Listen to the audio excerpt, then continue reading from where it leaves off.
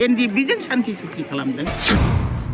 BJP, UPPL, GSP, अबर' जयै सरकारखौ खुंगासिनो दङ। प्रमद बर', गबिन्द फेरेंगा नोंथांमोना हायोब्ला एनडिएफबिफोरनि आलाय सिलाय न'खरखौ अन। हाग्रामा महिलारि दिनै सरकार गैया। बिजेपिनि प्रति सरकाराव थानानै इउपिपिएलआ जेरैबायदि बेबहार खालामनांगौमोन, जेरैबायदि मिलिनानै खामानि मावनो निस्सय मावनो हायाखै। सुइजारलेण्डल' बानायनो नागिरदों प्रमद बर'आ। आरो वान भट वान जब, गांसे भटआवनो गांसे साख्रि होगोन होननानै बुंनायाव बिथांमोनहाबो इउपिपिएलनो भट होदोंमोन। प्रमद बर'आ थगायोल'। गाव खामानि मावनो हायै गावनि फेइलारखौ बिथाङा हाग्रामा महिलारिनाव दाय जाबसिनो। चन्दन ब्रह्मखौ जों मान होयो। बिथाङा दिनैसिमबो बिपिएफनि लेङाइ आफादगिरि। इउपिपिएलआ फुल्लि फेइलार सरकार। आइजो बिपिएफनि दाराय क'क्राझार जिल्लायाव खुंनो फैदों। बे जोंनि जोबथा।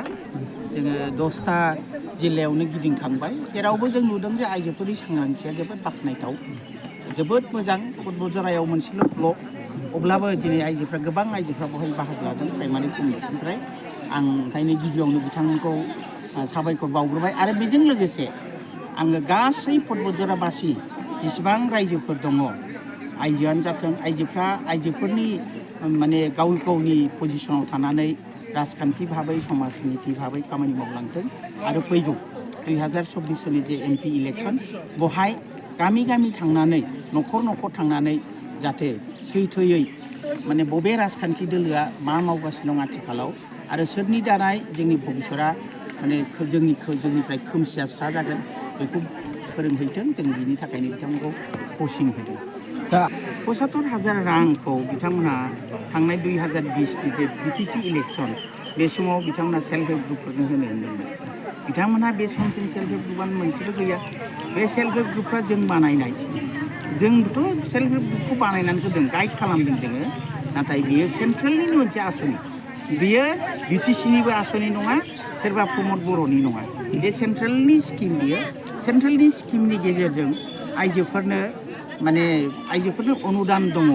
जों बेखौ मिथिनानै आइजोफोरनो जोङो माने सेल्फ हेल्प ग्रुपफोरखौ दानानै होदों। NRLMनि गेजेरजों रेजिस्टार खालामहोदों। बेनिफ्राय ब्लकनि गेजेरजों बिथांमोना रिभल्भिं फान्ड, सेल्फ हेल्प ग्रुपआ जेन रेजिस्टार जागोन 25,000 फैसाखौ बिथांमोना मोनखायो। बेनिफ्राय मोजां खामानि मावोबा बिथांमोना फैसाखौ मोनखायो, गभर्नमेन्टनि खा बियो।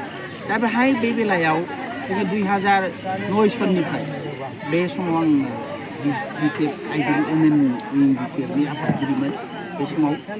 बे समनिफ्रायनो जोङो बिटिसि सरकारनिफ्राय 5,000 करि जोङो मोनसे अनुदान IBS स्किमाव होबोदों। बे समाव 500थाल' सेल्फ हेल्प ग्रुप दंमोन रेजिस्टार जानाय। रेजिस्टार नङाबा जायनो होनो मोना नियम दङ। नङा बयबो आंहाबो दं होननानै बिगोन ना, माखासे बाजेटनि खोथा थायो। जों 500था सेल्फ हेल्प ग्रुपनो बिटिसिआव जों प्रथम 2009आव होजेनदों। बिनिफ्राय फैयै फैयै बोसोरै बोसोरै बांलांबाय थादों।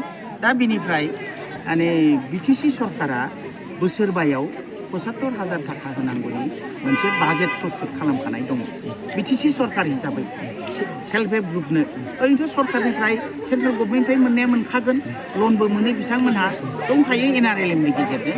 खिन्थु बिटिसि सरकाराबो गावनो बेफोर फैसाखौ बोसोरै बोसोरै बोसोरबायाव 75,000 मोननायखौ लाहैदों। दा बे बाथ्राखौनो बिथांमोना थोंजोङैनो जायनो भट होयो बेनोनो सेल्फ हेल्प ग्रुपनो 75,000 थाखा होगोन होननानै बुंदोंमोन। नाथाय दिनैसिम होनो हायाखै बिथांमोना। दा बबेबा जायगायाव बिथांमोनहा चेक रानलाबायदों जों नुदों। नाथाय चेकआ बिदि पाब्लिक मिटिङाव रानजानाय जिनिस नङा।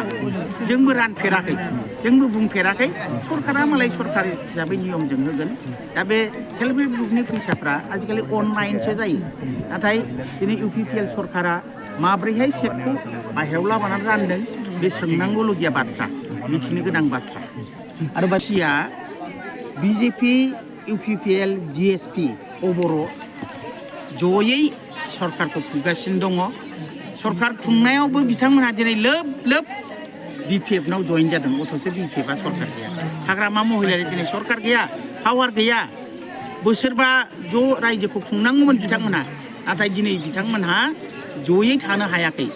दिनै बिजेपिनि प्रति सरकाराव थानानै UPPLआ जेरैबायदि बेबहार खालामनांगौमोन जेरैबायदि मिलिनानै खामानि मावनो निस्सय मावनो हायाखै जायनि थाखाय दिनै BJPफ्रा BPFआव फैदों आरो गोबां UPPLनि दैदेनगिरि जायफोर माने UPPL जन्मनिफ्रायनो दंमोन UPPLआवथ' बारा गोबाव जायाखै नाथाय बिनि रोदाया जाहैबाय BPPF गेजेराव PCDRमोन बेनिफ्राय नै UPPL दा गासिबो दैदेनगिरिफ्रानो दिनै UPPLआव फैदों माखासे जाय भटार जाय माने साधारन बिथांमोनहा BPFआव दंमोन नाथाय परिबर्तन नामाव 75,000 थाखा मोनगोननि बाथ्राखौ लानानै अरुणोदय आसनि बाथ्राखौ लानानै आरो 1 भट 1 जब गांसे भटआवनो गांसे साख्रि होगोन होननानै बुंनायाव बिथांमोनहाबो UPPLनो भट होदोंमोन दा बिथांमोनहा दिनै बुजिनो मोननानै मोनसेबो खामानि जायैखौ नुनानै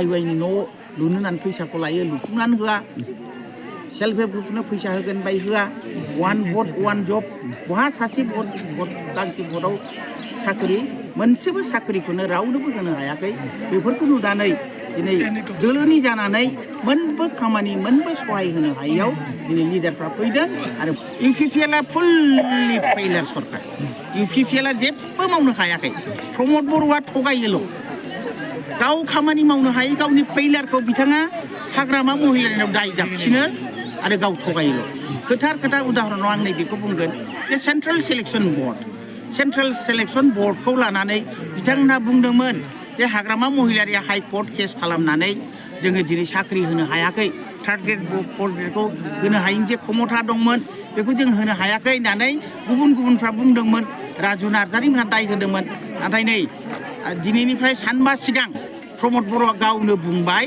जे सेन्ट्रेल सेलेक्सन बर्डखौ जेला गभर्नर सासन फैदोंमोन होनबा सिफायनाय जादोंमोन बेनिफ्राय हाइकर्ट खालामनाय जादोंमोन होनदों मा बुंखो हाग्रामा महिलारि बिथांमोनलायनो सेन्ट्रेल सेलेक्सन बर्डखौ CSBखौ मोजाङै दाफुङाखैमोन गोरोन्थिमोन ओंखायनो बेखौ सिफायदों दिनै सेन्ट्रेल सेलेक्सन बर्डखौ सिफायनाय माने BTCआव साख्रि होनो हाया जेसेबां साख्रि होदों होनदों नंखाय आसाम गभर्नमेन्टआ थोंजोङै साख्रिफोरखौ गावसिनि दारै होदों आरो BTCआव जाय मोननांगौ बे मोननांगौ रोखोम मोनाखै जोंनि बर'फ्राबो 10%आवसो थांफिनबाय 10% ST रिजार्भ बेखौल'सो मोनदों बिनिथ' बांसिन मोनाखै दिनै बेनो प्रमान जे प्रमद बर'आ थगायो खुनु रावखौबो मोनसे मोजां लामाजों बिथाङा दैदेनाखै 17 बोसोराव हाग्रामा महिलारिखौ जाख्ल'दों बुंदों नाथाय रायजोआ नुदों जे हाग्रामा महिलारिया जाख्ल'दोंना जौगाखांनाय खामानि मावदों बिथाङा मा बुंनो नागिरदों आंथ' बुजियो बिदि हाग्रामा महिलारियानो 15 बोसोरखौ जाख्ल'बायबा जोंलाय दासो गोदानै फैदों जों मन'क लाबगोन बे निथिजों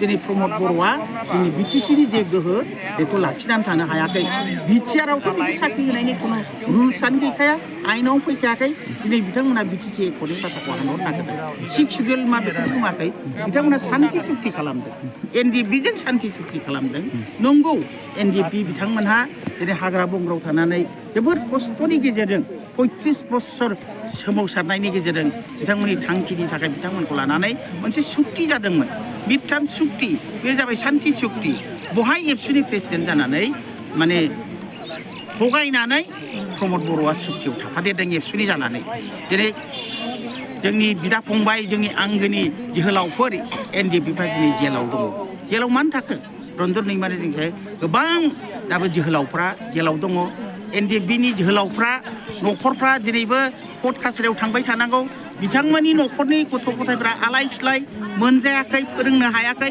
जोबोद खैफोदाव दङ दा बिथांमोनखौ दिनैसिमबो नायसनाखै खुनु धरननि सान्थि चुक्तिनि नामाव बिथाङा जेबो खालामाखै खालि सुइजारलेण्डल' बानायनो नागिरदों प्रमद बर'आ सुइजारलेण्डआ माखौ होनदों सुइजारलेण्डआ मोनसे राष्ट्र मोनसे एफा गिदिर कान्ट्रि बायदि बिथाङा सुइजारलेण्ड बानायनो मोनसे गामि सुइजारलेण्डनि फिसा मोनसे गामिखौनो BTCआव गावनि सौरा गुमिखौनो बानायनानै देखायदों हायोब्ला प्रमद बर' आं साजेस्ट खालामनो लुबैदों दिनै बे मेडियानि गेजेरजों प्रमद बर' गबिन्द फेरेंगा नोंथांमोना हायोब्ला NDPफोरनि आलाय सिलाय न'खरखौ नोंथांमोननि गेजेराव जुदि माबा मोनसे बिथांखि दङब्ला आइजो जौगाखांनाय बिथांखि माबा मोनसे जुदि मिशन दङब्ला अमा मिशन बोरमा मिशन बायदिसिना मिशन माने दाउ गुफुरजों बरफ बायदि लुफावलाय स्लाय नोंथांमोना बिथांनि न'खरखौ नायहै बिथांमोना बेसेबां खैफोदाव दङ दिनै जोंहा BPFआ सरकार गैया सरकार दंबा नायसनगौमोन हाग्रामा महिलारि बिथाङा दिनै बुंदों जे एनडिपिफोरनि केसखौ सरकाराव फैयोब्ला आं नायगोन आरो मावनो हागोन होननानै बिथाङा रायजो राजानि सिगाङाव खोथा होदों। बे खोथाखौ जोंबो रोखा नङा, जोंबो ससियेल मिडियायावसो नुदों। दा बे खोथाखौ माने रोखा नङा। चन्दन ब्रह्मआबो एवथुदोंबाबो राव मेवै बायदि जेबो खोथाखौ बुङाखै। ओंखायनो दिनै जों चन्दन ब्रह्मआ जे इउपिपिएलआव थांमारगोन जों बे खोथाखौ स्रा बुंनो हाया आरो रोखा नङा। चन्दन ब्रह्मखौ जों मान होयो। बिथाङा दिनैसिमबो बिपिएफनि लेङाइ आफादगिरि, बिथांखौथ' एक्सपेल खालामाखै, दिनैबो दङ। बिथाङा जुदि जेबो सानाजासेनो बिपिएफ राजखान्थि दोलोआव फैनानै खामानि मावफैयोबा दिनैबो लोब लोब मानसिफ्रा चन्दन ब्रह्मखौ बरायगोन। आरो जुदि बिथाङा इउपिपिएलआव थांमारोब्ला दिनै इउपिपिएलनि जि अबस्था, गावनिनो माने दोलनि लोगो बिजेपि नागारजोब्बाय, गावनिनो गासिबो मावथि लिडार इउपिपिएलनिनो लिडारफ्रा नागारजोब्बाय। बे अबस्थायाव जुदि चन्दन ब्रह्मआ जुदि इउपिपिएलआव हाबोब्ला जोबोर अन्थाव बाथाव जागोन, जों दुखु मोनगोन, गावनो गावनि आथिङाव रुवा दानना लानाय जागोन। बिपिएफआ लकसभा बिसायख'थिनि थाखाय जोबोद रोखा।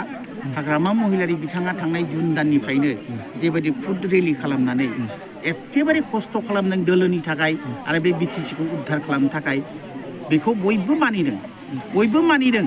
हाग्रामा महिलारि जे गमामायैनो हारिनि थाखाय खामानि मावगोन, बे ओनसोलनि थाखाय खामानि मावगोन, बयबो हारि माहारिनि गेजेराव खामानि मावगोन, बिनि थाखाय बिनिफ्राय बयबो मोजां मोनदों आरो दिनै बयबो साखाफारा। जोंथ' आइजो हिसाबै साखाफारा, गाबोननो भट जायोबाबो जों देरहानायाव दङ। जुदि जोङो एबार बुथ कमिटिफोरनि गेजेरजों जेराव भट सेन्टार, बे भट सेन्टारफोरनि गेजेरजोंनो जों मबिलाइजखौ खालामगोन आरो बे प्रत्येक भट सेन्टारावनो 100 जन जोङो दिनै जोंनि एक्टिभ वार्कारफोरखौ गायसननानै दोनबाय।